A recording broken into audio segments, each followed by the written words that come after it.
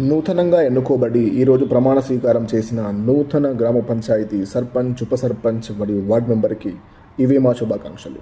మీరు ఒక మామూలు గ్రామ ప్రజలుగా ఉన్నప్పుడు ఎలాంటి పాలన కావాలని కోరుకున్నారు, ఎలాంటి సపోర్ట్ మీకు కావాలని కోరుకున్నారు, అలాంటి పాలన, అలాంటి సపోర్ట్ మీ గ్రామానికి అందించి మీ గ్రామ అభివృద్ధిలో తోడ్పడండి.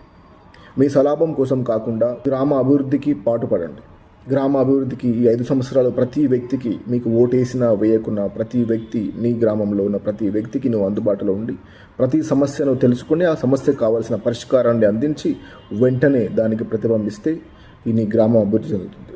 మొట్టమొదటిగా మీరు ఈ 5 సంవత్సరాలు ఏం చేయాలనుకుంటున్నారో అది మొత్తం ఒక ప్రణాళిక వేసుకోండి. ఆ ప్రణాళిక ప్రకారం ఈ 5 సంవత్సరాలు మీరు పాలించండి, మంచి అభివృద్ధి చేసి చూపెట్టండి. మళ్ళీ 5 సంవత్సరాల తర్వాత ఒకవేళ మీరే మళ్ళీ సర్పంచ్ కావాలనుకుంటే ఒక్కరిని కూడా ఓటు అడగకుండా మీకు ఓటు పడేలా చూడుకోండి.